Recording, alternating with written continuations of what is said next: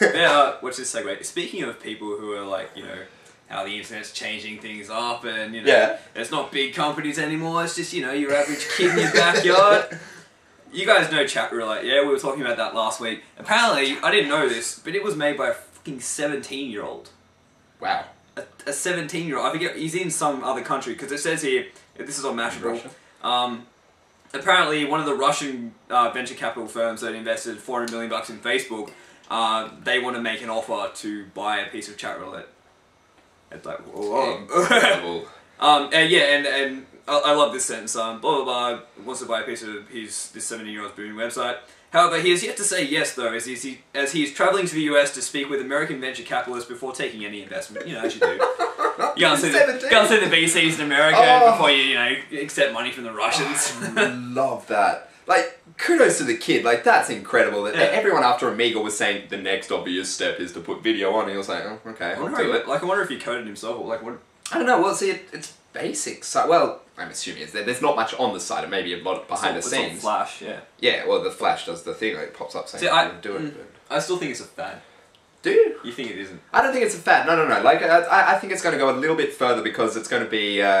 You want to talk to someone about like an idea. I still think that maybe just talking to a random person, maybe back and forth. So that you'll get over that pretty quick. But I think you'll want to be able to talk to a collective hive at some point to say a topic's happening, and you'll say, "Hey, I'd love to chat to someone about this." But there's no easy way. Like, you've got the Twitter conversations, like the hashtags in Twitter. That's a joke. How do you have a conversation on that? Like, monitoring it today on Q&A was it's just spam. It just goes through, and even on the thing like Q&A today, I couldn't have a conversation with it. I could see what people were saying, but I couldn't have a back and forth. But if you could have a way, like say somehow with Chatroulette to actually have a lot of people actually interacting and talking, you can just say, "Hey, I'd love to talk about this," and you talk about it. That'd be pretty cool. Yeah. But maybe it's maybe a bit of a fad, but even like.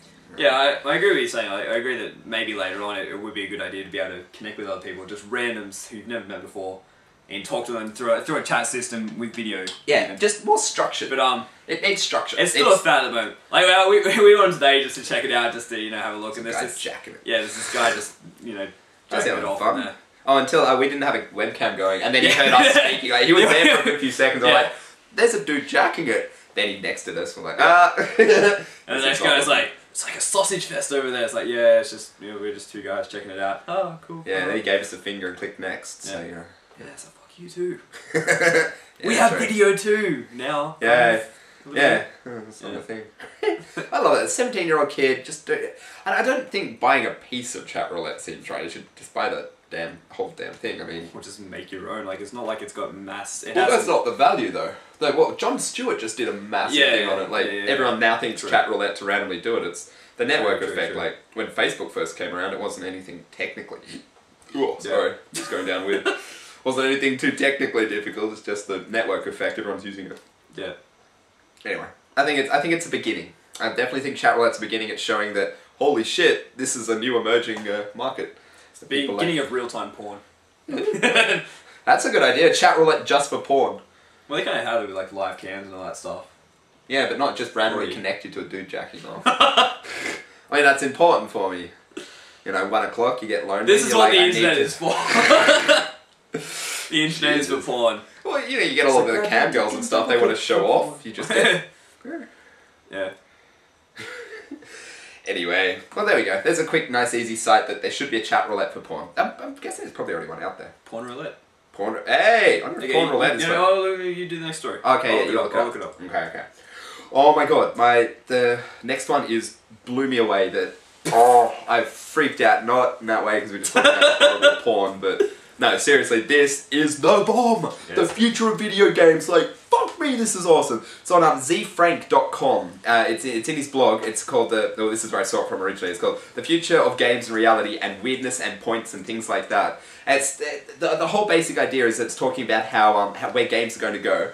And what it's saying is that, shit. No, sorry, it's blurring, like games are becoming more in towards reality now. Like say things like Rock Band and all that, or the Wii. Guitar Hero. Yeah, Guitar Hero, it's merging reality rather than just a screen and then that's what it is. Even way back to The Sims. Yeah, even back to The Sims. It's sort of with The Sims, yeah.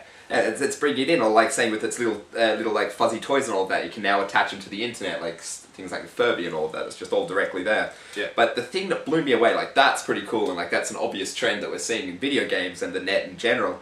But the thing that blew me away that was just, my God, was awesome, was this concept of points and this idea that you could actually say, like, the good example that got me was, say, that you could earn these certain points, say, for doing, like, responsible things for, say, your health. Like, you brush your teeth, you get, say, 10 points for brushing your teeth. Yeah. You do it for 2 minutes, which is a proper allocated time, apparently.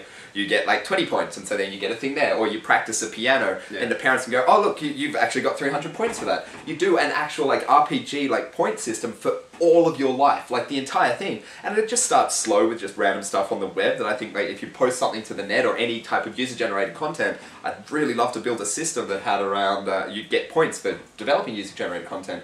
But just the future of it, I can't emphasize this enough. Watch this, it is blow your way. I have not been this like influenced since like seeing Kevin Kelly for the first time on TED. Like, fucking awesome. I was trying to think of ways to like pretend I hadn't watched it and question it. Like, I can't. I watched it too. It is fucking awesome. It is brilliant.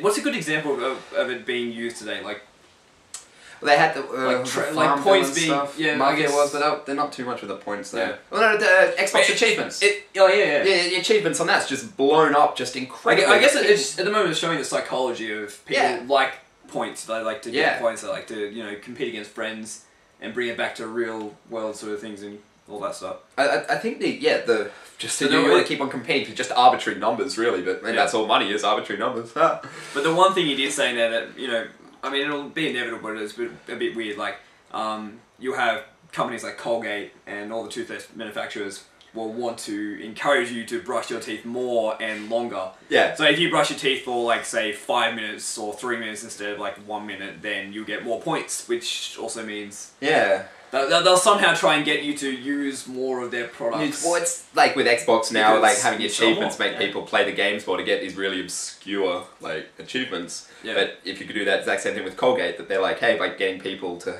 do that, but it'll be used for evil. Oh, well, but start with. But there was that one thing where they said, oh, you blah blah blah, you're into work, you catch the bus and you get points because the government said, hey, if you catch the bus, you're using public transport, you're helping the environment, we'll give you points. That's great. It's like, well, fuck yeah. You can even make like your phone like in a movie, in the video. It's a half-an-hour lecture. It's fantastic. But whenever he's doing anything, he does the Mario sound, getting the coin. Yeah. You just put that on your phone. It's like you get some point like, nice.